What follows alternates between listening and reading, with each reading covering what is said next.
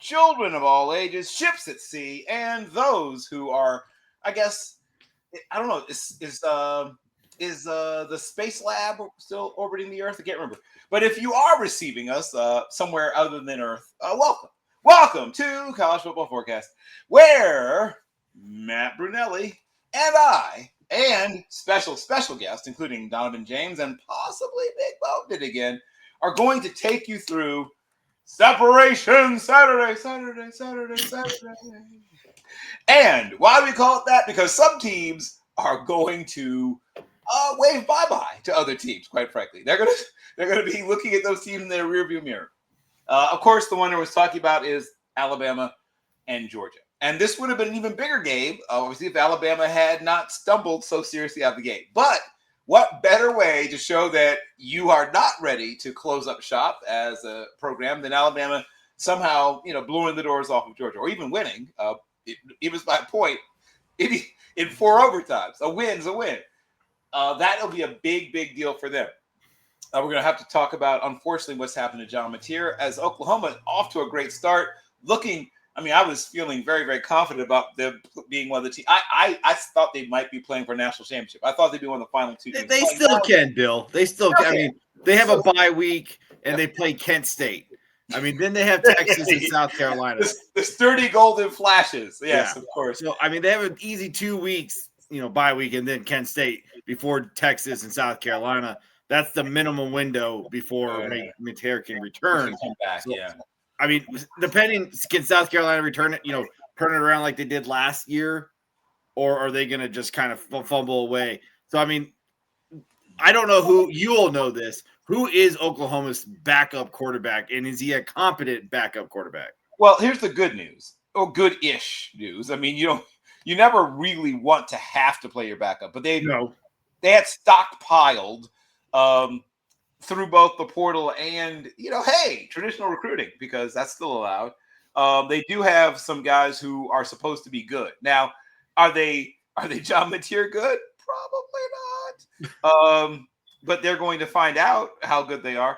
Here's like I said, the thing that I would tell you about.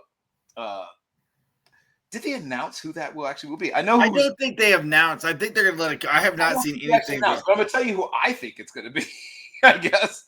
I think it's going to be Michael Hawkins Jr. I'm guessing. He's played a little bit in the past. He's been in the correct. They did announce Hawkins. Oh, they did? Okay. Mm-hmm. Well, look at me. Without knowing he was correct. Now, what you gain in athletic ability, because he's a terrific athlete. There were some schools that, were thinking about recruiting him as a quote-unquote ATH, right? Which used to just mean black quarterback back in the day. But nowadays, it doesn't have to mean that. Although in his case, guy they benched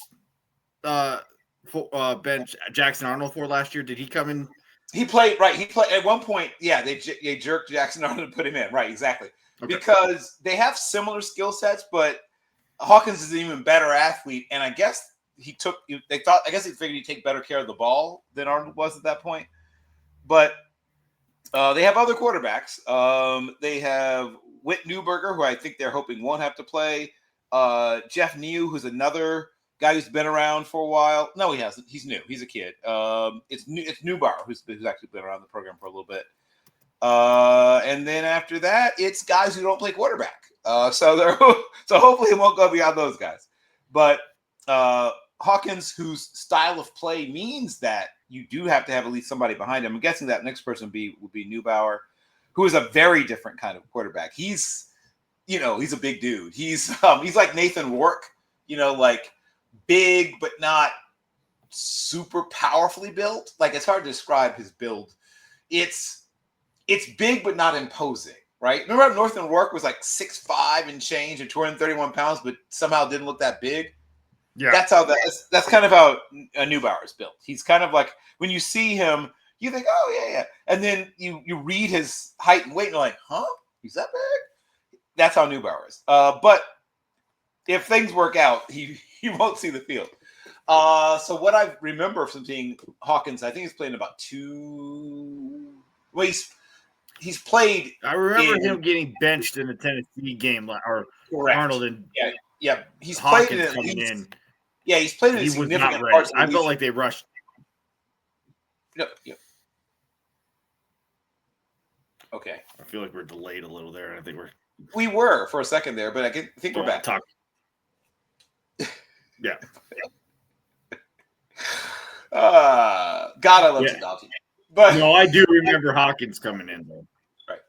Yeah, and we did. I believe they're going to restructure some things about their offense because he is a really good athlete. They're probably going to try to get him out on the move, more design quarterback run, and probably less pushing the ball down the field. That's my guess based on what I know about him as a player. But if they're smart to use him that correctly, that's up to the OC being smart and the head coach to properly protect them, which I think they failed miserably last year for Arnold and Hawkins. Right, I'm agreeing with you. I don't think they did always the smartest things last year in how they deployed, and they got so much smarter once they got a better quarterback. Though, funny how that works. You want to make your coaches smarter, get better players. But it's easy when you have talent. Yes, that makes everything easier, actually. But now we're gonna see how they adapt to their newfound situation. I'll save Alabama and Georgia till Donovan gets here because he's gonna be there. He's gonna be live. That's gonna be a good game to be in. Oh yeah, you think? Yeah. That's gonna be. Yeah. Well, we don't have any games tonight. We have two big. We got one big game on Friday night. You do have TCU versus Arizona State. That's a big game for two reasons. Obviously, still the winner of the Big 12. The winner of the Big 12. Once again, obviously is guaranteed a slot. And if one of these teams is a team with maybe only one or two losses when it's all said and done, even if they don't win the conference, they may still have a shot getting it out large. But neither one can afford more than, probably two losses is pushing. But yeah, neither of them can afford more than two losses. So yeah, Arizona State's lose. I don't think as a 2-loss Big 12 school you're going to have the leg to stand on. Definitely after you lose to SEC, Mississippi State, and another potential, right now, top 25 team in TCU. Maybe they both end up in the top 25. Mississippi State received votes to be in the top 25, so they're right there. It'll be interesting what happens this weekend, obviously, with Tennessee. Yep. But yeah, that's the whole thing is they're both kind of walking the tightrope. USC, Illinois. Now, some of the shine went off this game when Illinois. I was about to ask you what happened to your fighting and not fighting Illini. Well, not so much fighting. Not more like rolling up at a ball and just taking and beating. Would be more of a curb stomped Illini, maybe. I've been watching Illinois football. Since Jeff George was there, right? I was a graduate assistant. At the end of the Jeff George era, and I was on the staff when we attempted to recruit Donovan McNabb unsuccessfully. We did get his teammate Simeon Rice, who both played for the Lendre Frank Lenti at Mount Carmel. They were both basketball and football teammates. We're trying to make them a package deal. Hey, why don't you come together? You can both play basketball, right? Because at the time, University of Illinois had just gone to the Final Four the year prior. Not that I'm here to go back down memory lane, but the Flying Illini, Kenny Battle, Lowell Hamilton. You're going a little too far back for most of us. Right? Yes, right. The one you may have heard of is Nick Anderson. He was I think a sophomore. Kendall Gill, I think, was a freshman at the time. But once again, not the time or the place. Or the sport. And the wrong sport. Not the right time, not the right place, and the wrong sport. I'm 0 out of 3. But so if USC wins this game, it doesn't help them as much as it would have back when Illinois was in the top 10. Now they're number 23. So it's more like a hold your position if they win. And it's oh my God, if they lose, how good is Indiana?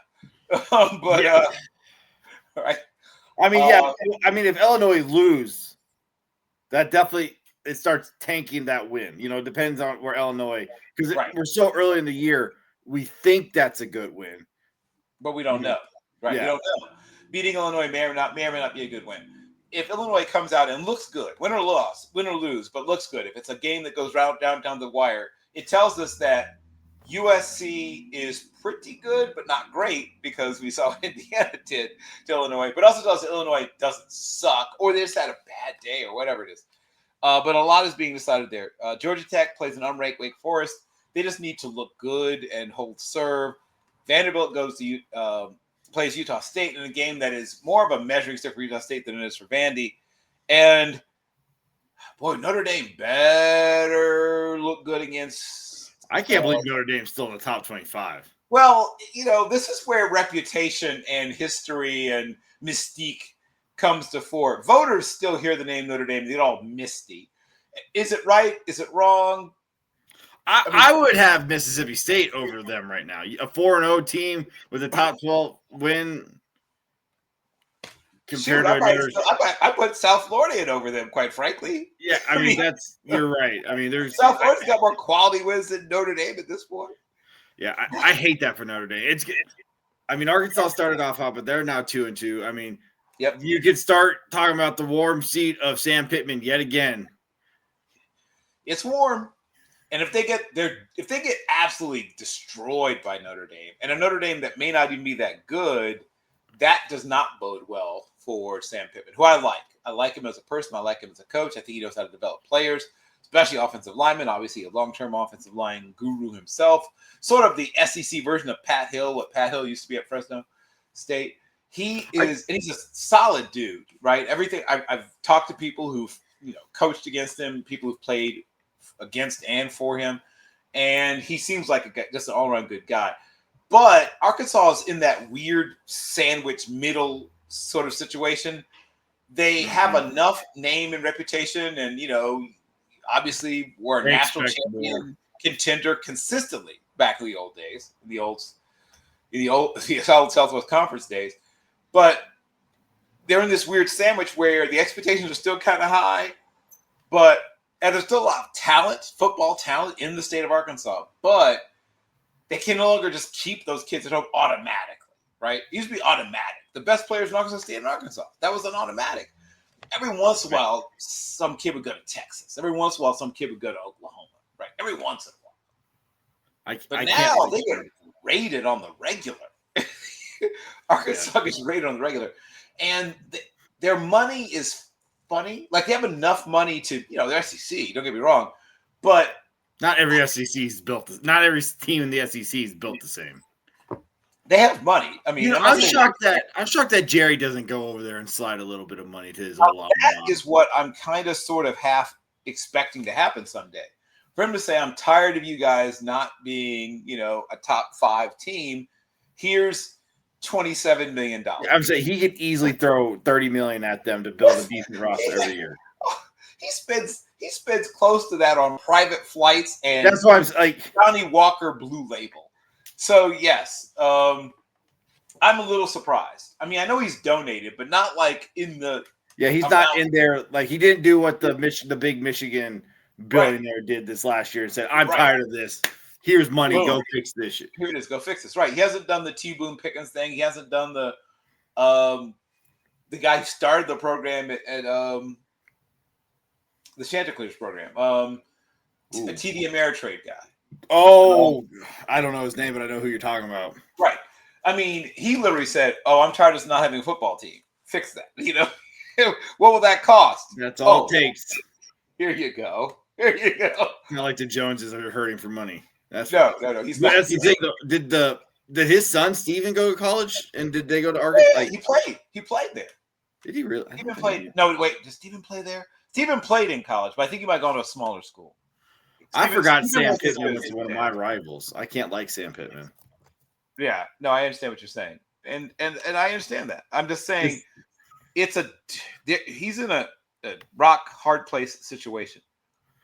Yeah, I mean, Arkansas is about. He did go to university. He just did a businessman. He never played. He didn't play. Okay, his dad played. He didn't play. Okay, it's the grandson who plays. He played in high school, but the grandson plays.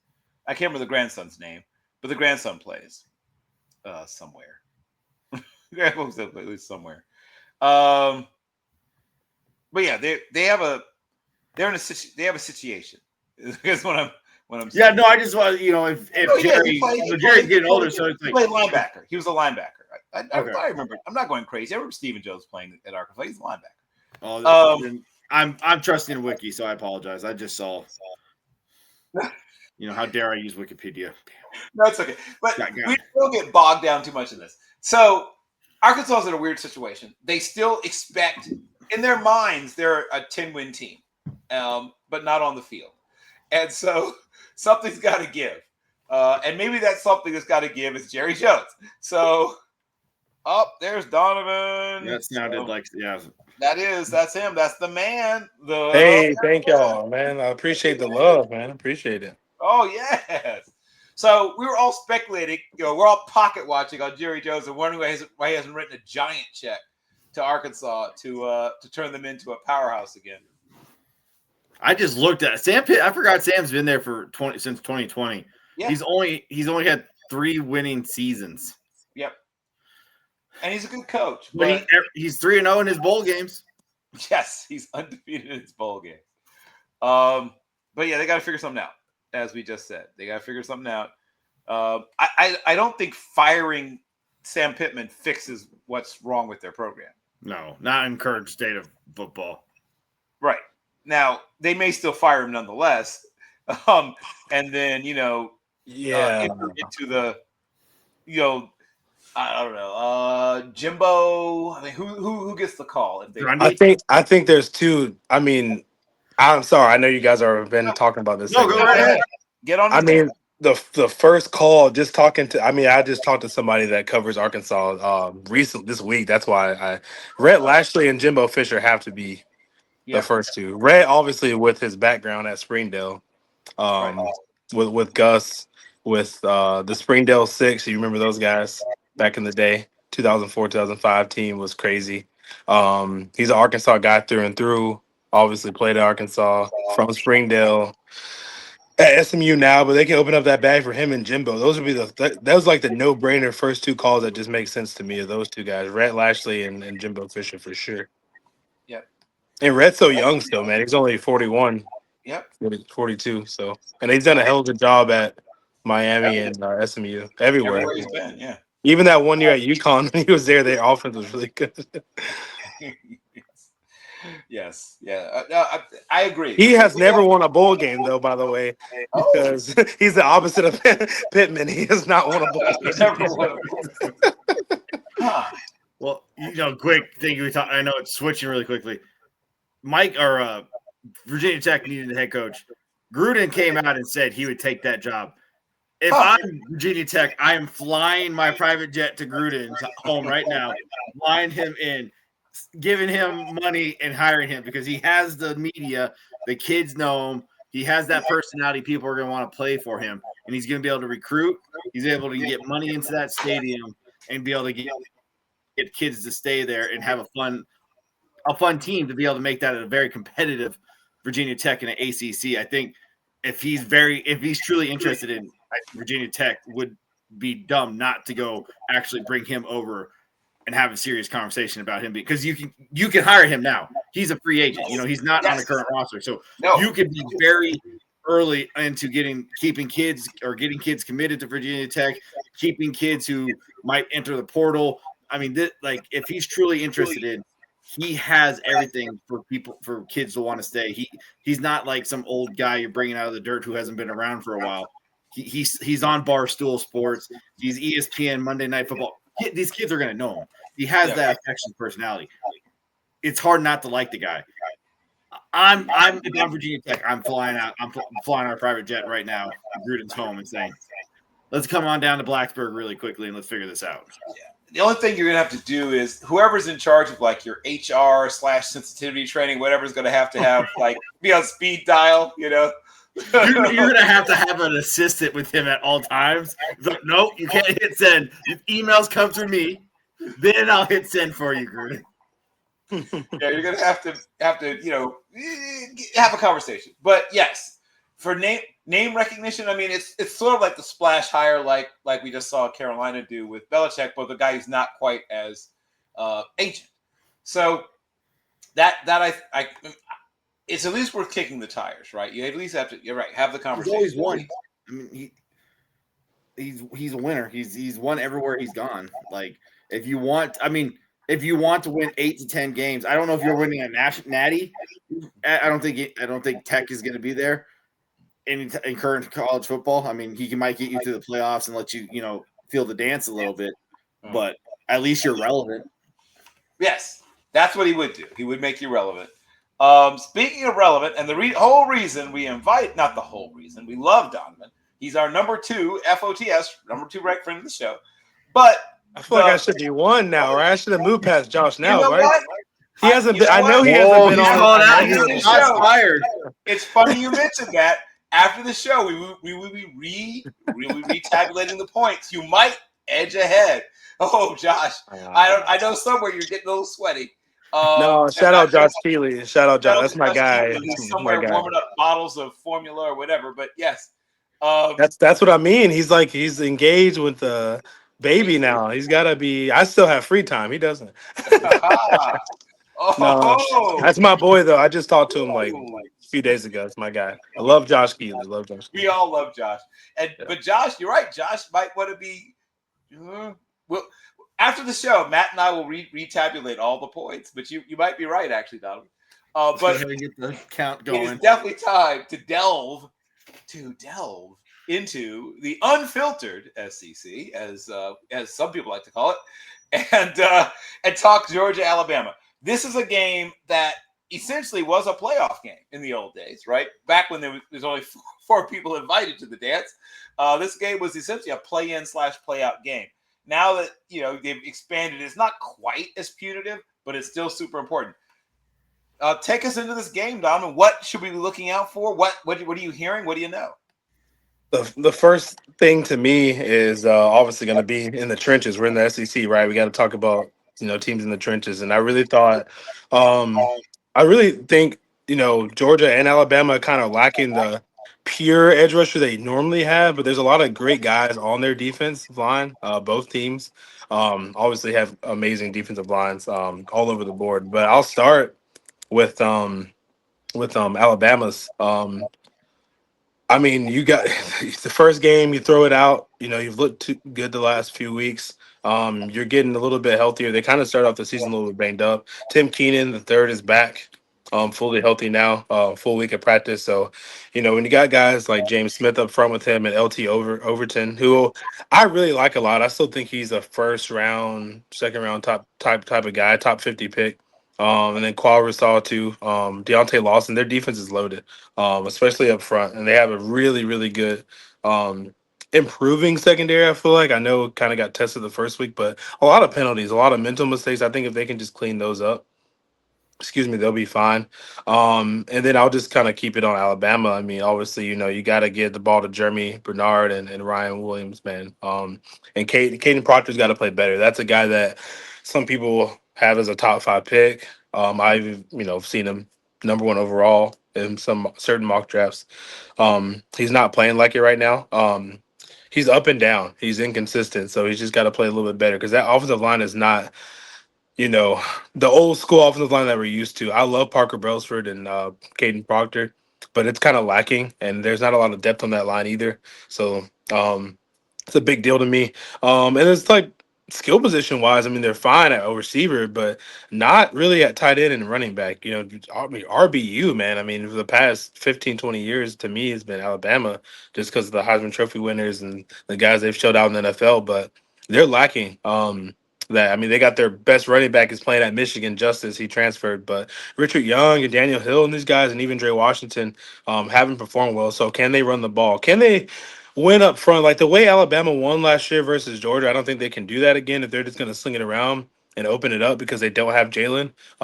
As people can say what they want about Jalen, I know he's on Seattle right now, but he had a hell of a game last year versus Georgia. It's one of his best games of the season. I know he was up and down too, but they were able to spread it out and open it up, throw the deep ball, and he's run around and make plays. That's not really Ty Simpson.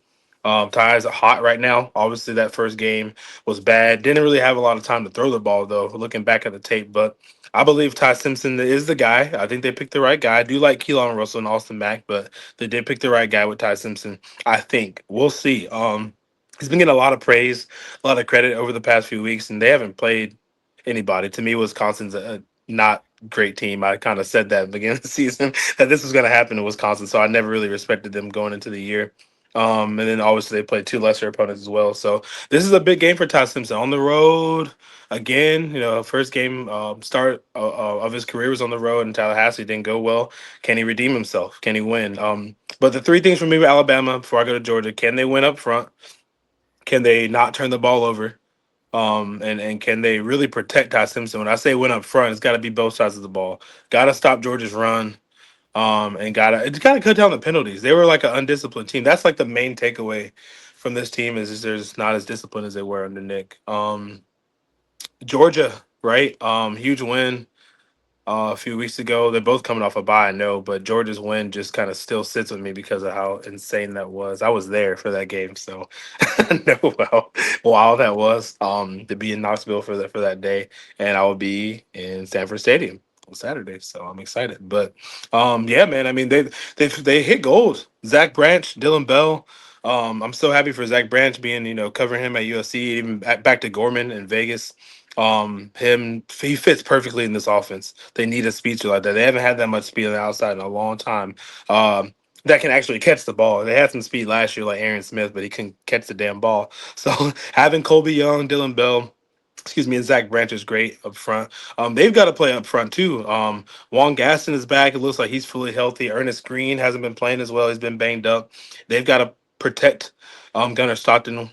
He had his coming out party to me in that game. I really never thought I would see Gunnar Stockton sling the ball like that and make those clutch throws, but it pays, man. It pays to be in the same system for 3-4 years. It pays to sit behind guys like Carson Beck and Stetson Bennett and really just learn and wait and be in that Mike Bubble offense and just learn. He's a redshirt junior. He's a guy that's a veteran, a great guy in this locker room, and I'm glad he won the job, and I'm glad he's got it. We'll see what they do up front. Nate Frazier, Chauncey Bowen's got to run the ball a little bit better, but they've been doing well. I like their defense. Like I said, not a pure edge rusher on this defense. Like Gabe Davis, like Quinn Johnson, but they're not pure edge rusher guys. Love what they have inside with Jordan Hall and Christian Miller, though. That's where they really excel. And Elijah Griffin, that true freshman, that kid's massive, man. 6'6", 329. He's gonna be a stud. He's only 18 years old. He's the backup right now, but he gets a lot of reps. Got to cut down he gets fatigue a little bit. He's got to get in a little bit better condition, but he's all right. And in the back, I like Everett. I like KJ Bolden. He's been special to me, KJ Bolden. And Kyron Jones has got to play a little bit better too. They had a lot of penalties in that Tennessee game. So both these teams are about even-ish right now. I think the spread's 2.5. It went up to 3. Georgia should be favored by about 3 or 4 points. That's where I have it. At home, Sanford Stadium at night. Never get to play Alabama in that stadium. It's always in the Mercedes-Benz Dome or Tuscaloosa or whatever national championship. So I'm glad it's in Sanford Stadium, and I'm excited. I can't wait. I'm super excited to see these quarterbacks and all these kids, these 5 4 stars that have been highly touted for a long time. They've got so much NFL talent. I know Bill, Matt, you guys are NFL guys, draft guys. They've got a ton of talent, ton of first round, second round, third round picks on these teams, and veteran guys, man. A lot of these guys, Oscar Delps and the Lucky Lawsons, and they've been around for a long time. Ernest Green, right? I mean, seems like he's a senior, but he's only a redshirt junior, but he's been around starting and playing games for so long.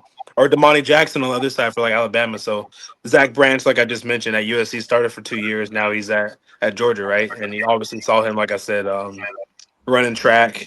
He was the fastest person in high school at track. And he was at Gorman and then just playing ball at Gorman in Vegas. So there's a lot of good players on these teams, man. London Humphreys, another guy that's can go on and on and on about these guys, but it's gonna be a fun game. I don't know if you want me to give my prediction quite yet, or I can wait.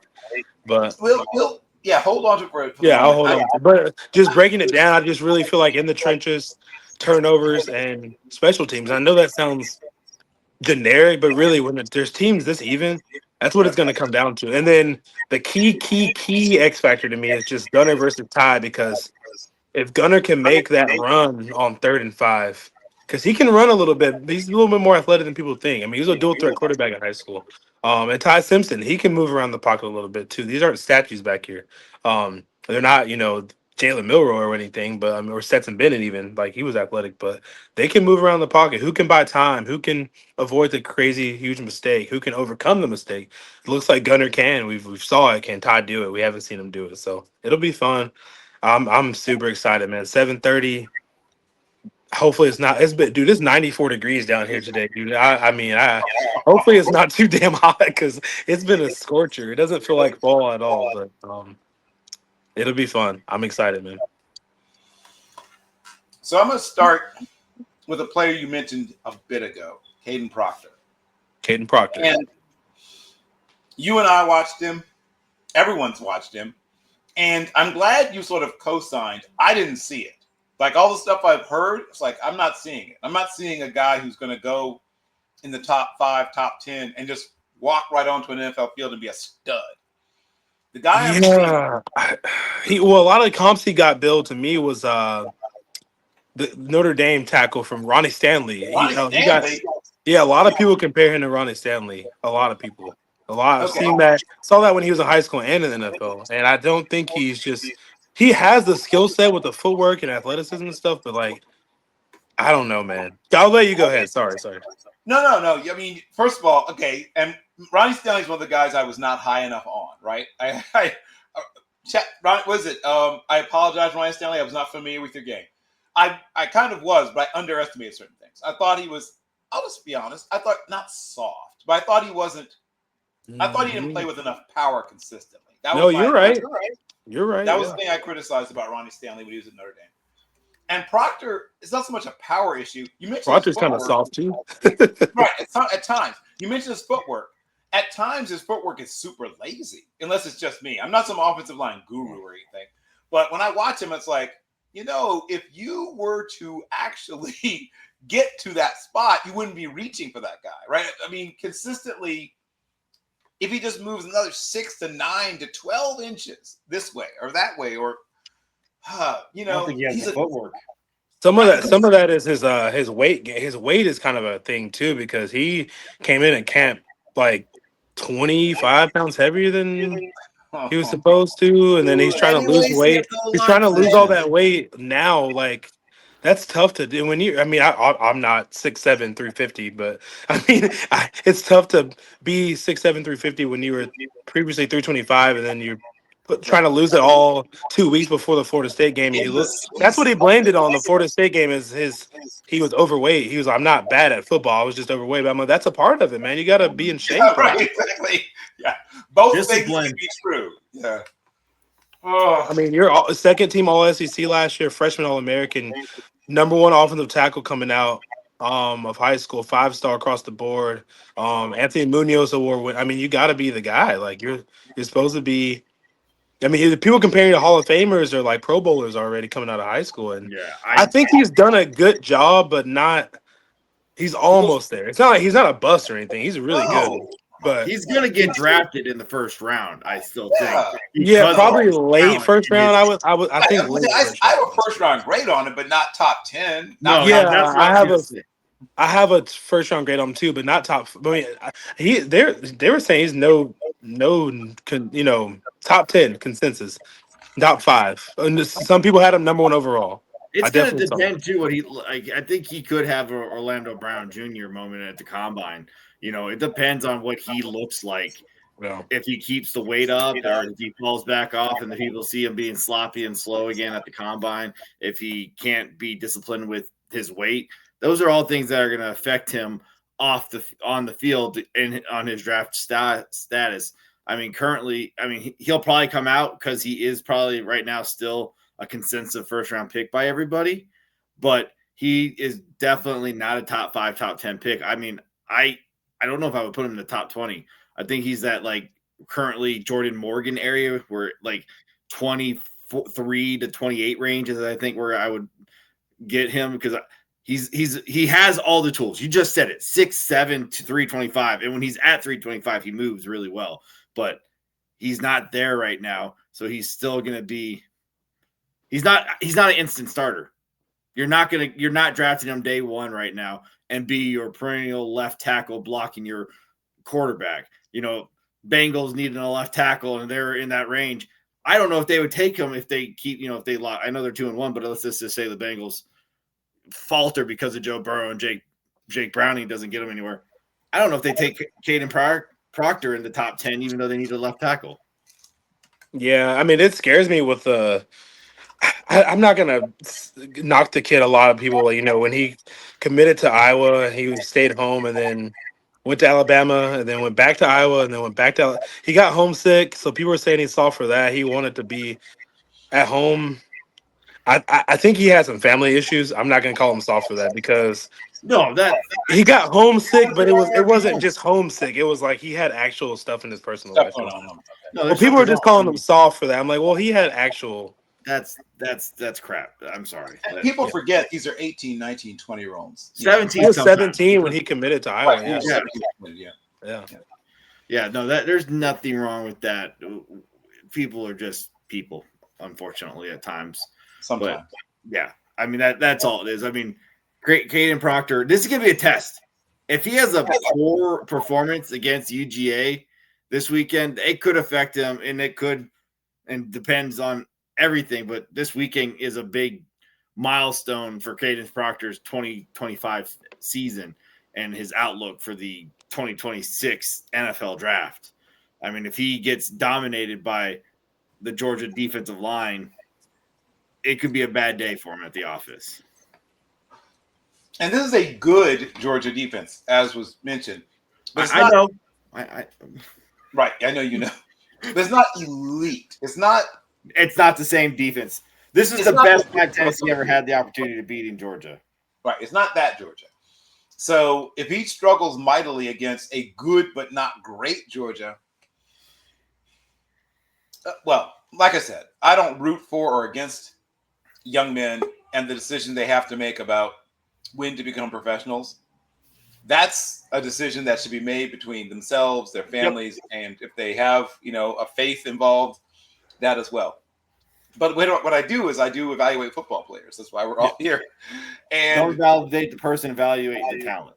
Right. And the person, the talent that I kept hearing about, and even saw flashes of last year, I've not seen as much this year. So if this is a great game and he looks like the guy that everyone told me he was going to be, I will completely own that and say, okay, I get it. Now I see the person everyone was talking about.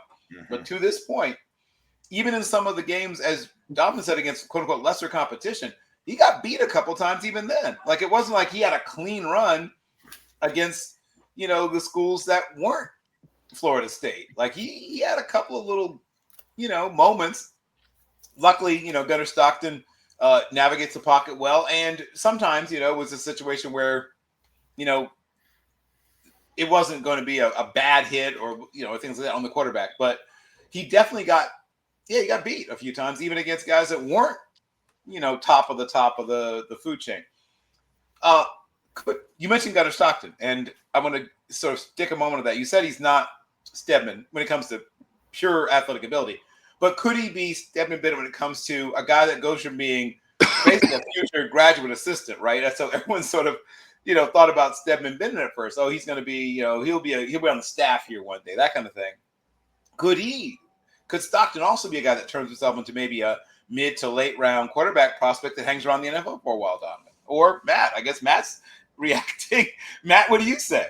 I after the Tennessee game and what I saw about Stockton, and what Donovan has said is that staying in the same system for multiple years and waiting your turn is being beneficial to the Ty Simpson and Alabama and the Gunnar Stockton of Georgia. You see that they're comfortable in the offense, and Gunnar Stockton made the throws in a very important game, a top 25 matchup on the road early in the season in Tennessee, and was taking hits left and right and was still putting the ball on the dime. He was making, I sat there, I was like, yes, that's what we need. There's the big stop. We just made him throw a bad pass, and it was perfect pass straight to his receiver and making a big first down or big conversion. And then the throw to tie the game, and then the 2-point conversion throw. Gunnar Stockton has a good enough arm and the accuracy to be a backup quarterback currently right now. I don't know if I would fly him up the board, slam the table down, stand on it, and say, Gunnar Stockton, my first overall pick, or first round pick is going to be my franchise quarterback. But you get to me in the third, fourth round, and I'm looking for that quarterback that has potential, has proven himself, and is willing to be a work. Gunnar Stockton, come on down. Let's work on you. Let's see, make you our backup quarterback. Well, the same question to you, Donovan. What do you think the future might hold for Mr. Stockton? Because at one point I thought he was a future, assistant coach or graduate assistant. No, I mean I get it. He's had a weird career, but it's the right career. I think it's the career that I envision about Gunnar Stockton. I mean, Gunnar Stockton was the Gatorade State Player of the Year in Georgia, so he's no slouch, 4-star recruit. But the way he played football and where he played too, because I know, obviously covering Georgia recruiting, he played the least amount of competition possible at Rabin High School. I know he was a great high school player, but competition he played wasn't good for the most part. But I mean, and at camps he wasn't great because that's just not meant for him. He's a gamer type of quarterback. That Tennessee game just embodies Gunnar Stockton. He's gonna throw a couple picks. Like he did, he threw an interception, really could have thrown more. Tennessee dropped one, and there were some penalties here and there, and he's gonna make some. I mean, even Notre Dame game, you go back to that or Texas, he's gonna make a few bonehead decisions, but he's a gamer. He's gonna come through in the clutch for you and make some plays with his feet. Makes plays with his legs and makes plays with his arms and his mind too. He's a smart guy. Been in the system, like I said, for a while. He was, committed to South Carolina. And then, Muschamp got fired and Bobo, and he went to Georgia to follow those guys. And he's from Georgia. He always, wanted to go to Georgia anyway. But so it was destiny, I guess. But he's waited his turn. He's been behind those guys, and yeah, I mean, I think Gunnar Stockton is not gonna come out this year. He would come out next year just because he's a redshirt junior. I think he wants to be a legacy Georgia player, not a one and done type of guy, and he's not a top notch quarterback anyway. So there'll be kind of no need for him to come out, and that's not really Gunnar Stockton anyway. I think he comes back, plays this year, plays really well. And kind of like I said with Stetson, comes back and really improves his draft stock the next year. Even as a little bit of an older prospect, not like Stetson old, but not quite that old. But Gunnar looks probably a little bit older than Stetson for sure with the baldness at 23. But he is only 23 years old. But no, man, I like Gunnar. He's a gamer. He's gonna win you a lot of ball games this year for Georgia, 10, 9, 11, however many ball games. Maybe win the whole thing with him. He's a really good gamer. Could I just keep mentioning that? I mean, just because he really, really wills his team. I feel like in high school he did that, and just he was on people's ass, man, in camp. Like he was on third team playing like he was, the first teamer, and he was just making the most of his reps. He's that type of guy. So I love him. Kind of just an extension of Bobo and Kirby Smart on the field. Kind of has that linebacker mentality. He's playing quarterback. He'll knock you off. Knock your head off too. So I like Gunnar. I would say, yeah, I agree. He's like a third, fourth round pick type of guy. Even really, if he comes next year, I think that's kind of his ceiling. He is a high end backup quarterback, kind of at best, but a damn good one, man. And he'll have a really good Georgia career, which he wants to win a national championship. His own, I think he has one national championship ring when he was a redshirt, but his own national championship ring or rings, maybe two. So we'll see what he can do this year. But this is a big game for him. Big game for him. He's got to bounce back. After a sluggish start, that Tennessee game really just showed me a lot, man. Because, like you were saying, Bill, I was kind of ready for Ryan Pulaski to be quarterback, the freshman. That dude is a 5-star and just looks like he should be the quarterback. 6'3", 210. He's big old arm, big, huge. I mean, yeah, you saw the Tennessee game. They put him in for the Hail Mary because Gunnar is not making that. Gunnar can't throw that far. He just can't. Ryan can throw that far. I knew it was a pick, but I mean, who the hell cares? It was the end at halftime. So Ryan has got a great future.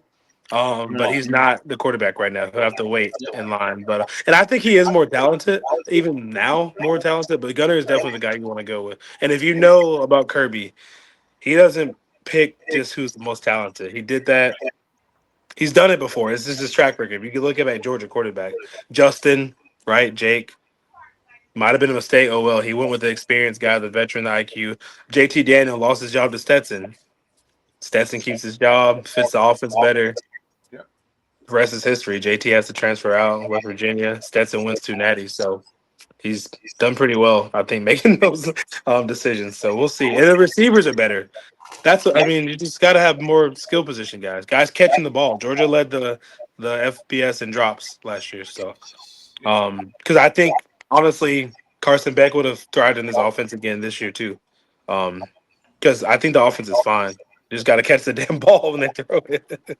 But yeah, I like Gunner. I like Gunner. But I agree with you, Bill. I think I thought Ryan would win the job and Gunner would either transfer out or be a GA in a few years. But I did see that he had potential to be like a third day three pick, but he might even be better than I thought. So Give me one more player on each team that you haven't talked about, and maybe people aren't talking about that you think might have a big impact in this game. Could be a special teamer, could be a guy that's not even a starter, but one of those sort of not on everyone's radar players, one on each team that you think will make an impact in this Georgia Alabama game, Doc. can I be sneaky and give you two from Georgia and one from Alabama? You know what? Go for it. The only reason I want to do two for Georgia, I'm not trying to take up your time. It's just that, and I'm not going to talk about him too much, but it's Peyton Woodring, the kicker. Just because rewatching that Tennessee game, watching it live and then rewatching it at home. I mean, that dude was clutch, and he has been his whole career. He's a junior now. He's only missed like 5 or 6 field goals his whole career.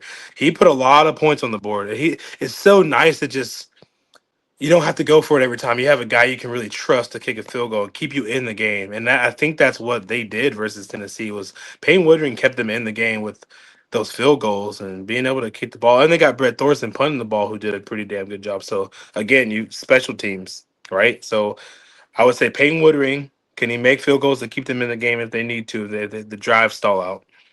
And two, for Georgia would be KJ Bolden, safety there. No, he kind of plays corner-ish safety, but mainly obviously he's been playing all over, man. I love KJ Bolden. He has started a game at strong safety, free safety, and corner in the past 10 games. So you can put him everywhere. A guy that used to play receiver, which is crazy in high school. So he's done a little bit of everything. I love KJ Bolden. He is honestly, I think he's the most impactful player on the defense for this game because I think they're gonna test him early. They're going to test him early. They're going to try to get the crowd out of and get a big play with Ryan Williams or Bernard, Jeremy Bernard. And I think KJ Bolden's got to be the guy back there to say, hey, we got this. We're going to lock him down. No penalties. Just make the right play. Because I don't like the other side at safety with Adrian Maddox and Kyron Jones. They're very grabby. The whole Georgia secondary is very grabby, except KJ Bolden. I feel like he's not. The way he covers at the safety position is just so good to me. So that's my guy for them. To look out for KJ, but he's not judge eligible yet. Sorry guys, only a true sophomore. But I guess we got to wait another Yeah, but he's year on good. KJ. He's right. He's really good. Yeah, he's really good. I'm not that deep dive yet into 2027 class, but I would assume he's a top 50 prospect for most people next year or the first round pick. For 2 years, I guess you would say. For Alabama, this is going to be a really under the radar one. Cole Adams. Oh, Because I just mentioned all these receivers trying to go. Ryan, I love Ryan Williams, man, and he has first round talent, but like he's got to get a better route tree, and he's such a big play receiver that sometimes it scares me because I'm like, man, if he doesn't make a big play, then he doesn't really do anything. Um, like he's either going for 7 catches, 140 yards, 2 touchdowns, or like 2 catches. You know what I mean? So it's kind of tough to gauge a Ryan Williams game. I don't know if you guys are betting, guys, but dude, like I would never take a prop bet with Ryan Williams catches because you just don't know if he's gonna get 2 or 7 or 10 or whatever. He's just inconsistent. He likes the big plays downfield, and he's athletic as hell, so I get it. Jeremy Bernard, like I said, possession receiver, big size, great receiver. But Cole Adams is that sneaky slot receiver that can do a lot of different things. behind Ryan Williams and Isaiah Thornton too, or excuse me, Isaiah Horton. So he's the fourth receiver on the team. I know that's crazy to mention the fifth receiver, but I really think in special teams he's going to make some big plays for Alabama. And I think when Georgia's covering those main receivers, I think they'll lock him down. But I think really the other receivers, Rico Scott, Jalen Hale, and Cole Adams, can they get away and get one or two big catches in the red zone or in the end zone? Or move the chain, something like that. So I would go Cole Adams for Alabama. Matt, I'm going to fire a couple of questions at Donovan before we hold his feet to the fire and ask for his prediction. No, I mean Donovan's kind of knocked it out of the park, and kind of anything I wanted to ask he's kind of already went over it and kind of said it. I mean, the only thing we're waiting. You said it. We'll get the prediction because I know he's going to be at the game. So I mean, he's nailed everything and gave a great detailed run down and giving players to look at for the upcoming matchup. That's because he's awesome. Thank you. Oh, Mr. Donovan James, it is now prediction time. Tell us how you think this game actually plays out, sir. Oh boy, this is always fun, man. Georgia fans, by the way, I need y'all to be alive, man. Georgia night games don't turn out too well sometimes because they get too drunk. A lot of fans miss the game completely, including some people I know. So you guys just got to be there. Kirby's asking you guys to be loud. The president of the school is asking you to be loud. They got all types of former alum back and celebrities. Luke Bryan. What's the other guy's name? Jason Aldean. All these people. And the stadium, all this Quavo's going to be there from Migos. I mean, you got to be loud, show out, stay sober, get drunk after. But no, really, Alabama, tough team. Really, I think that one loss doesn't show really who they are. I think Kalen DeBoer is going to call a good game like he did last year, man. Georgia was favored last year to win Alabama, and they pulled off an upset. They almost came back, but they didn't, Georgia. But I think it turns the other way around. He's only won one game versus these guys. It was a natty, so that's pretty impressive for Kirby. But I think he gets his second win over Alabama. I think they win 27-21. Don't like Alabama's kicker and special teams as much. I do like Ryan Williams returning, but I don't trust their kicker. I just told you, I think Peyton Woodring kind of makes this game interesting because of his field goals, and I'm picking them to score 27 points, so that's going to be a few field goals there.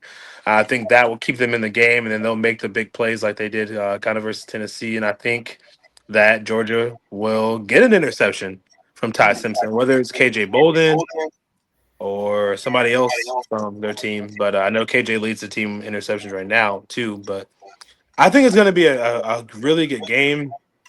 It can go either way for sure. I see, like I said, why the spread is only 2.5, 3 points. As far as like over and under and stuff, I don't know, man. I think it's going to go a little bit under just because I think they're going to run the ball a little bit more than people. They'll run the ball a little bit better than people think, especially Georgia with Nate Frazier. I think they're going to run the ball, and they're going to have the lead for most of the game, be able to run the clock a little bit better. So I'll say 27-21 Georgia. Kirby gets his second win over Alabama. And Kalen DeBoer goes to second loss of the season. And then they've been bad on the road. Alabama's been damn good with Kalen at home, but not on the road. So I'll go Georgia, Kirby Smart. Matt, what say you, my friend? Yeah, no, I think last year was a fluke for Kalen DeBoer, and I think it was just kind of a home field advantage there. Everybody knew it was a shock that that Alabama team beat that Georgia team. I'm going with the coach. I'm a big believer in coaches. I might over exaggerate, but I've had teams with horrible coaches, so I know the importance of a head coach. Kirby Smart is 100 times better than Kalen DeBoer when it comes to coaching. I do think Gunnar Stockton is a better quarterback than Ty Simpson. I do think they have a better receiving core than Alabama. I'm not saying that Ryan Williams, they don't have a good one. I just like Georgia's better wide receivers. They have a better running back. I think that defense is a little bit better. I just think all around Georgia's a better team. I'm not going – last week I went crazy. I smashed the overs and smashed the spreads, and it bit me. So I'm going to come back off my craziness. Georgia's covering. It's only 2.5 points, as Donovan has already mentioned. Moved up to 3 this morning, but he ESPN might still be has like 2.5. okay. So I don't know which app he used, but it might still be at 2.5 for some people. Yeah, I just looked at ESPN. So I say they cover. I'm going 31-24. I could see a little. Yeah, well, that's over, right? Is that over? Yeah, it's 2.5. Yeah, that's I'm over. saying they're covering the spread. I'm just Oh, saying. okay, yeah. Yeah, I'm just saying. I'm not saying it's gonna be a multi-touchdown game. I went hard last. Yeah. Well, last year was crazy. Last year was crazy over. I remember taking a live bet because I was like, this game is about to get wild. Because once Carson threw like 3 interceptions in like 4 quarters, I was like, but then Jalen threw him back, so I was like, oh man, this is about to. The Ryan Williams catch was what made Ryan Williams last year, right? So I mean, that's gonna be. I'm looking for plays like that from some. I think Zach Branch has those plays this year, though. I think his coming out party is I was gonna tomorrow. say that. Not tomorrow, I guess Saturday. I mean, everybody knows who he is already, but I mean, just nationally, like, because I don't, at USC, he didn't really live up to the hype. He had a lot of highlight plays and was solid, but I think he'll really come out and really show people why he was that guy. That guy. Yeah. Yeah, it's funny you mentioned route tree. That was the issue I had with him at USC is that it was wide receiver screens, it was stick nod, right, and the takeoff, right?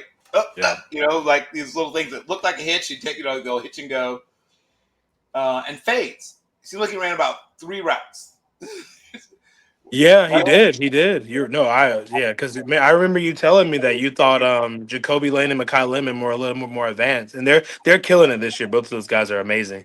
And Jacoby Lane is, I think, the most underrated receiver because he still doesn't really get talked about a lot. He might be the best receiver in the country. Maybe. Okay. Draft eligible. Not Jeremiah Smith is the best receiver in the country. Right, Draft eligible. That was about to be the headline of the show. No. He's not.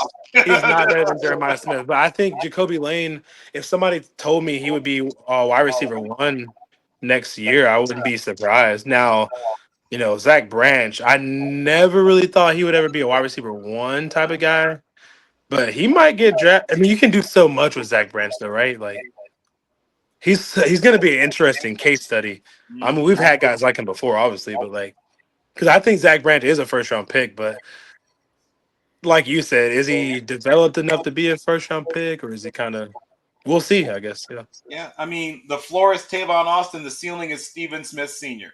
I think he ends up somewhere between the two.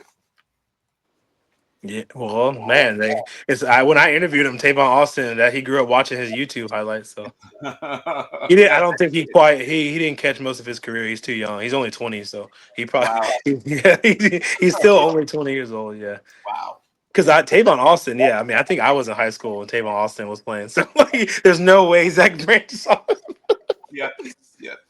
But to me, I mean, he could be either one. That's the only issue with a guy like him is you don't know. No, you're right. Can I ask you guys a question real fast? Oh, here we go. Bring it on, Donovan.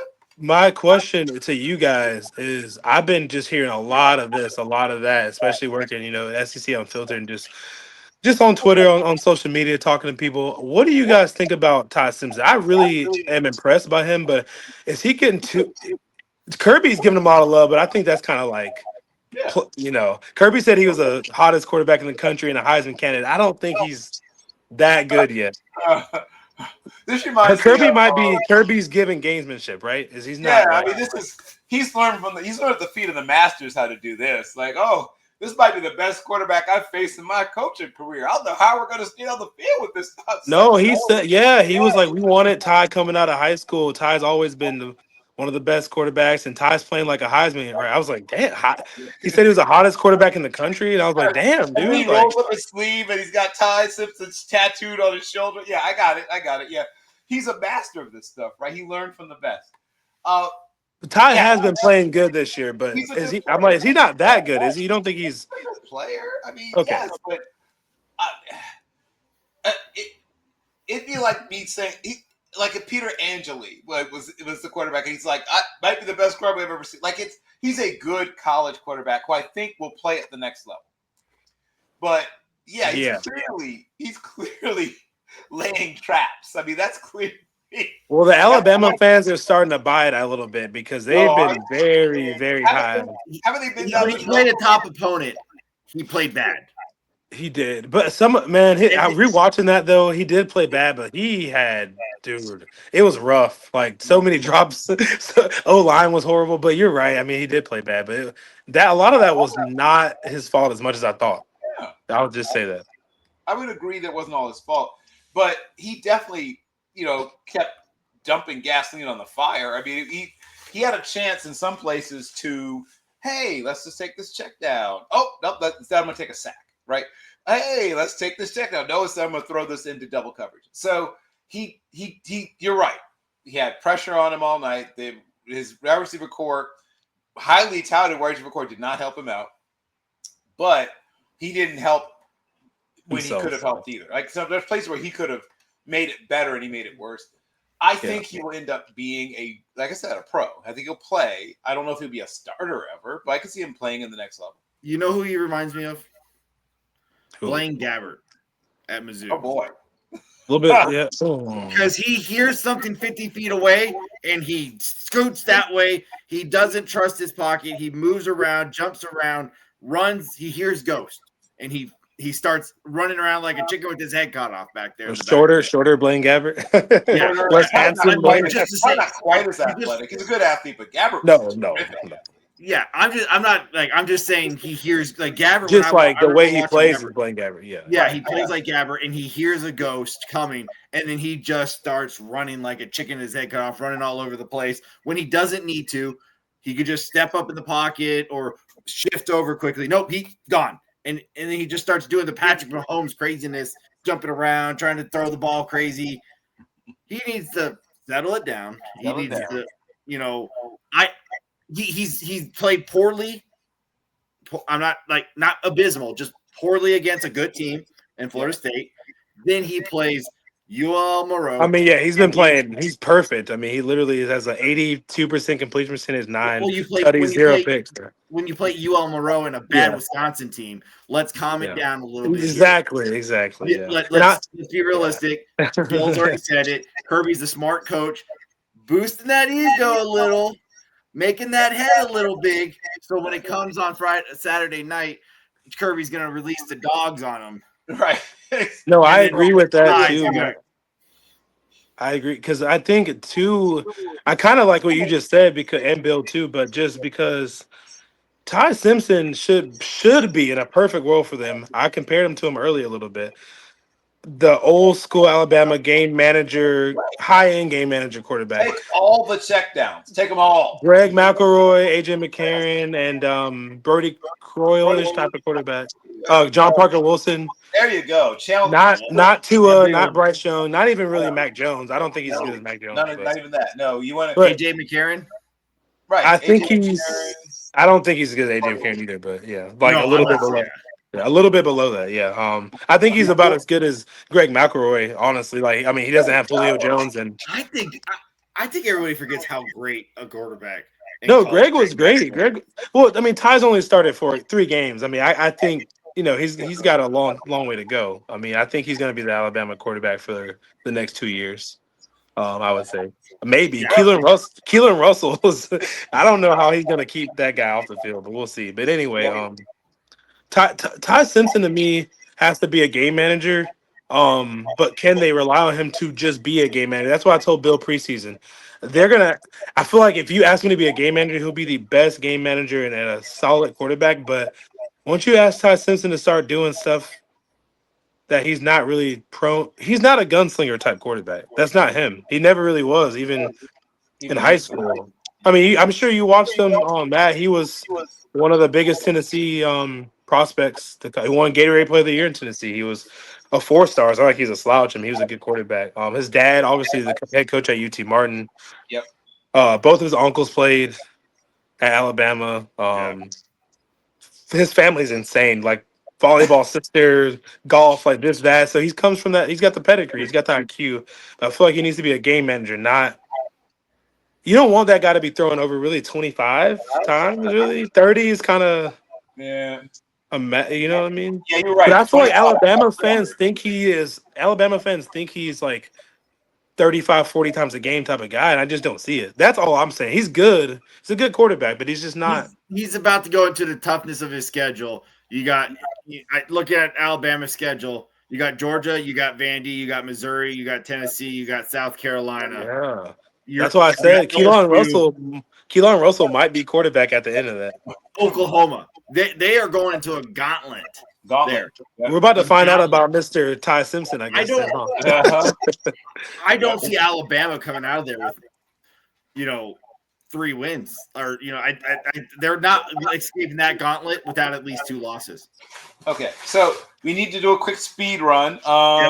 Florida State, Virginia. Anyone calling for the upset, or are we all on Florida State? Florida State. I think it's a good measuring stick for them, but it is.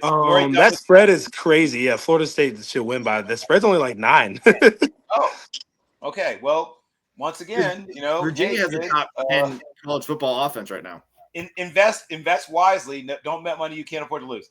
We already touched on USC, Illinois. I think USC shows up and wins. I don't think it's a blowout, though. I don't think they blow Illinois. I think Illinois could be, first of all, pissed off, obviously, and also styles make fights. They're two. This is a very different team from Indiana in terms of how they approach wins. I think we all have Georgia Tech handily over Wake Forest. Vandy, Utah State's interesting. I think it'll be close at first, and then Vandy pulls away. Oh, here's one. Yes, right. I'm being serious. Possible. I truly think that. I think they're getting a little too big for their britches. I think they think they're better than. I'm not trying. It's not the Tennessee hater. I just It's not the Tennessee hater. I promise. And I know people are going to say that, but Utah State's a decent team. Yep. I think that this Vanderbilt team still has a lot of holes. I think it's close at halftime. I think it's going to be that trap game for them because they have a big game to fall in after that. 22 and a half spread. Oh. It's going up for. Whoa. Is it? Okay, well, this is my upset alert. Cover the spread. I don't see. I'm with you. I think if they win by 19, I'll be surprised. But I think it's about a 13, 14, maybe 17 at most. This is the upset prediction of the week, right here. Like almost upset. Cover the spread. I don't see. I truly think. I'm with you. I don't see them covering. Auburn, Texas A&M. Texas A&M has been, first of all, shout out to Texas A&M, who I always take shots at every year. Thus far, yeah, you do. But I do. I'm not going to run away from it. But I thought this might be the year that they actually live up to the hype. And thus far, now I could end up looking like an idiot in a week, but thus far, they look like they may have gotten their act together. Well, big thing. The wrong team won and the wrong team lost in this matchup. Texas A&M got lucky and beat Notre Dame with the tackling of the defensive tackle. Yep. Auburn got screwed because of a legal substitution that caused a touchdown for a guy to be wide open. That cost that game. So let's see who comes. I predict Auburn. I like Jackson Arnold. I like this Auburn team more. Okay. I do not like Jackson Arnold at all. I'm a truther. Dude, I liked him. I liked him coming out of high school, but he's one of those guys I'm just going to be looking at like, damn, dude, are you ever going to figure it out fully? I think he's going to be a great test because that's a pretty good secondary he'll be going against, so we'll find out. Obviously, Ohio State is favored against a plucky Washington team. I think this is a 24-ish point victory for Ohio State. Yeah. Indiana, Iowa to round out the I series for Indiana. Assuming they beat Iowa, they will have won the I championship for the Big Ten. I do think they beat Iowa. The only question is does Iowa show up and make it tough? The spread is only 7.5 for Washington and Ohio State. So you're saying, yeah, it's going. It moved a lot. It moved a lot. A lot of people are picking Washington. Huh. Well, I think that Washington makes it interesting, and I think it's a double-digit win. I mean, I think that they keep it close once again, and then halfway through the third quarter, there's a strip sack or whatever, and the air comes out of the balloon for them. Well, it's Julian Sands' first road game ever, and that's a tough place to go for your first road game. You're right; it's a tough place to win. I'll be watching that game closely. LSU, Ole Miss. That's a big game every year, even when both teams aren't good, and both teams are good. I don't know if this counts as an upset. Now, this is where the meter of the Brian Kelly Haters Club and somewhere Brock Vieira, I'm sure, is with us. I'm going to call for the I don't do this often, but I'm going to call for the upset. I think Ole Miss either wins outright or denies LSU the cover. That's not the upset, Bill. I know we all. Once again, I don't know about you. Well, the spread has Ole Miss as 1.5 point favorites. Yeah, Really? LSU would be. Yeah, Ole Miss. I wasn't joking with you. That's not the upset. Ole Miss is favorite. Everybody hates Brian Kelly. Okay, sweet. I probably am the only person that doesn't hate Brian Kelly. Okay. Sorry. I mean, I Brian just Kelly hater I don't. podcast. You have to hate Brian Kelly to be on there. That's just how it goes. Oh, you do? Yeah. I don't. I think they win too. Yeah, I think they win. It's gonna be ugly. It's gonna be really ugly. Yeah, it's been an ugly game. I agree. Yeah. Maybe bet the under. Then we have Tennessee, Mississippi State. I will now give the floor to the gentleman to my left or right, depending which way you're viewing this. Yeah. Take it away, sir. Oh, yeah. Tennessee, Mississippi State. Look out. I do have an article about this game coming out. It should be pending to be released. Hopefully it comes out sometime tomorrow morning or Uh-oh. Ha-ha. Well, I'm going to guess what he was about to say. I'm going to guess he has Tennessee winning this game. I'm going to guess he has Tennessee winning it by about, 8, 31-23. I'm trying to channel. I'm trying to feel his vibes. Spread 7.5, so that's about right. Oh, all right then. Oh. Man, I'll tell you one thing though, Bill. Remember what I told you preseason about Blake Shapen? That guy, I love Blake. I know he's not an NFL guy, but he doesn't play scared. I'll give him that. Oh, Matt's back. Okay, let's see.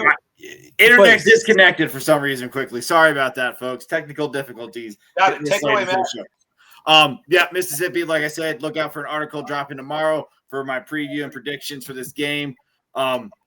Big takeaways. Mississippi State loves to throw the ball deep, loves to take the big shots. We lost to Georgia because of those big shots. We have a true freshman, Ty Redmond, that's going to have to start and cover. So that's going to be a big takeaway. We got to put pressure. I don't want to give everything away in my article because then you're not going to go read it. But this is a very important game. It's an away game, first time in Starkville in almost 10 years. I have Tennessee winning, but I'm very scared of this game. This is what time is this game? It's a 4:15 game. And Mississippi's only a favor by a touchdown. Might have dodged a bullet that's not being a night game. Yeah, this is going to be a shootout. It's a 62 spread, 62.5 spread. They're predicting about 32 from each team. Yep. This is good. I can see that. This is a Tim Banks legacy game. Tim Banks' defense is going to have to step up because he allowed UAB to score 24 points. That's and that's going to be scary against a powerful and attacking offense. So this is not going to be a shootout. This is not going to be a convincing victory. I do think this is going to come down to the wire, and I do predict Tennessee to win, but it's going to be an ugly shootout win. Yep. Back to the speed running. Arizona, Iowa State. I think Arizona keeps it close for a while. I know I keep saying this, but because I think that's how it's going to play out. But I think Iowa State pulls away down the stretch. Anybody have anything else? Okay. You know I love my Rocco. Yes, you do love your Rocco. And Rocco is another guy you might want to throw a couple shekels at for Heisman Trophy, at least finalist. Now you're talking. Missouri, UMass. UMass is one of the worst FBS programs in America. UMass should probably win this game by 40. UMass should win this game Missouri. by 40. Missouri. Sorry, that's not what I meant. I'm talking about an upset. God, what was I saying? Missouri. First of all, Missouri is having a really nice under the radar year. They're going to trounce them. Here, I'm going to save one last sort of spotlight game, and then Colorado BYU is a really big game for both schools, right? If Colorado has any chance of sneaking in to the college football playoffs, they have to win this game. It's over for them if they lose this game. BYU also needs this win because their schedule is not exactly full of, wow kind of games. That's the whole Big 12. So yes, that is kind of the whole Big 12, correct.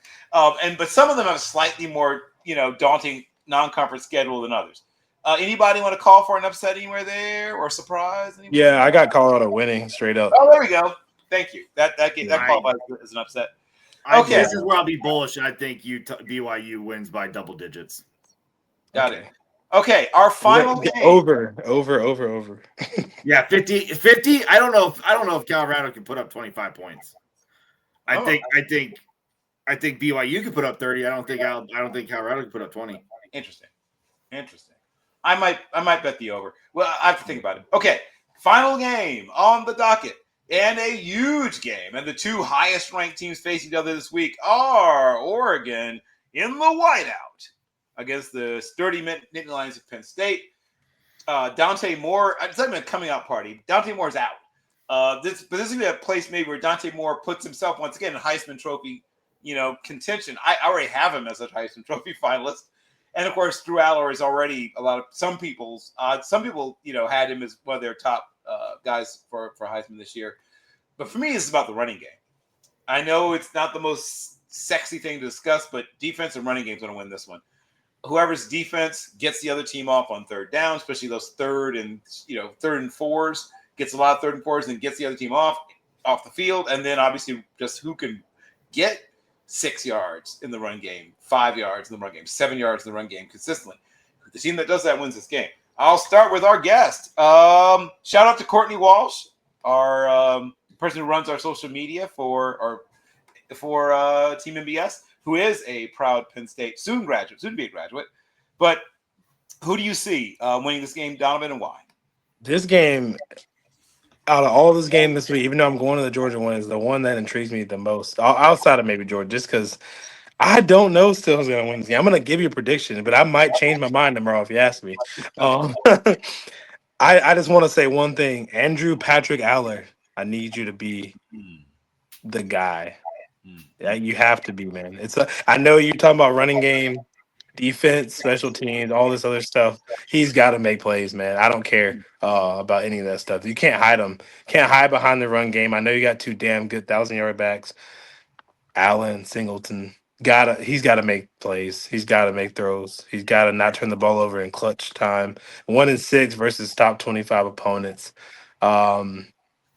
Undefeated versus everybody. I mean, he plays amazing versus low level competition. They've been vanilla this year with their offense. I think they're kind of just easing their way through the season. They're ranked in top 5, and they play Oregon at home. It's a whiteout game. I got Penn State winning. Close game. It's not going to be a shootout like the game in Indianapolis, January, I guess, or December when they played in the Big Ten championship. But I'll say a lower scoring game. I'll say 24-21. I think Aller has a solid game. He'll probably throw a pick in there because Aller versus a ranked team. But I think he does enough to win the game. And I think Singleton and Allen will carry the team, and they'll make another play on defense to have them win the game. But man, Dante Moore versus Aller. I mean, these are two first-round quarterbacks to me. Yep. Special talent, and I love Oregon's team. I think they are going to be great and in the playoffs. I think they just lose this one because whiteout, Penn State at home. I mean, that play Dante Moore. He's played in a lot of places so far to be young, but nothing like this. Nothing close to what he's about to experience. I mean, I know that firsthand, interviewing and knowing my buddy Shea Patterson.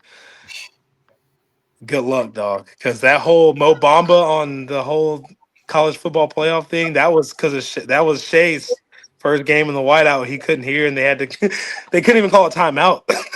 It was so loud. I mean, he told me I literally couldn't hear anything at all. It was scary. I was shaking.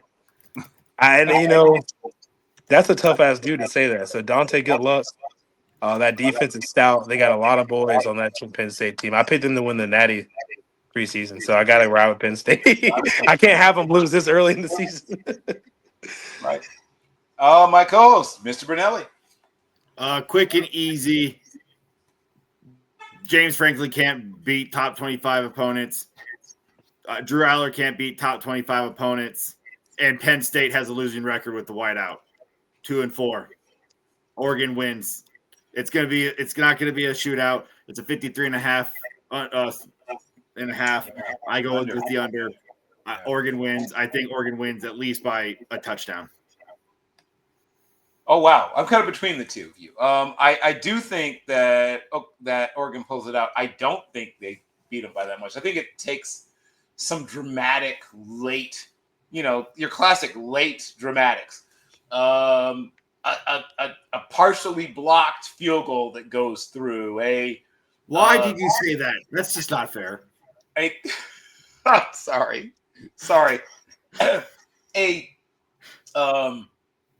Drew Aller interception. Drew Aller interception for a touchdown, or a kickoff or a punt return for a touchdown. Something dramatic, interesting late, I think, flips this game. But I think it's going to be back and forth, back and forth. I think both defenses show up. I think both defenses make big plays. I think the running games of both teams are going to be important. I think Dante Moore as part of the running attack is going to be important. I like the Kai Hughes, who I think is a terrific, and I want to say he's underrated. I think people know who he is, but this could be a coming out for him against a really solid Penn State defense. If he gets to 90 yards, that would be impressive to me. And I think if Dante chips in with 55 yards rushing, and then they get, together, they can get around 175, 20 yards rushing. And then Dante chips in 225 yards passing with 3 touchdowns, maybe 1 interception for flavor. That could be enough to get them to this win. But I think it's going to be a super tight, super close game. Mr. Donovan James, tell everybody where they can find your work and follow you, my good friend. Yeah, find my work at Who's Your State of Mind, of course, over on Fansided, Minute Media, and then SEC Unfiltered. We're live and ready to be in Athens tomorrow night. So I'm excited, man. I can't wait. I hate that 7:30 game I'm going to miss. Penn State and Oregon. Really, I won't be able to watch it until I get back, but I'll be locked in on my phone as much as possible, and I'll be just excited to watch football all day. We got a damn good weekend of sports with the Ryder Cup too. If you guys are golf guys, and then shout out Duval where I live. 2-1, about to get to 3-1. We beat the 49ers this weekend. They're banged up. So get a win. The Jags have only won 1 game in California ever, though, so I don't know if they'll win. It's a weird stat I just read. They'll break might be about to be the second, apparently. I'll break the curse. No, I'm just kidding. But we'll see. But thank you guys for having me on the show. I appreciate it. Enjoy a good weekend of ball, man. I'm thought we were gonna have a good game tonight with Army and ECU, but Army is not good at all. So I don't know what happened to Army. Army win this one like they did. Lose who they shouldn't to, and then beat somebody they shouldn't. Yeah, like ECU is, it's bad. So whatever. But anyway, we'll see. I'm excited. We'll see. The make or break Saturday. Make or break Saturday.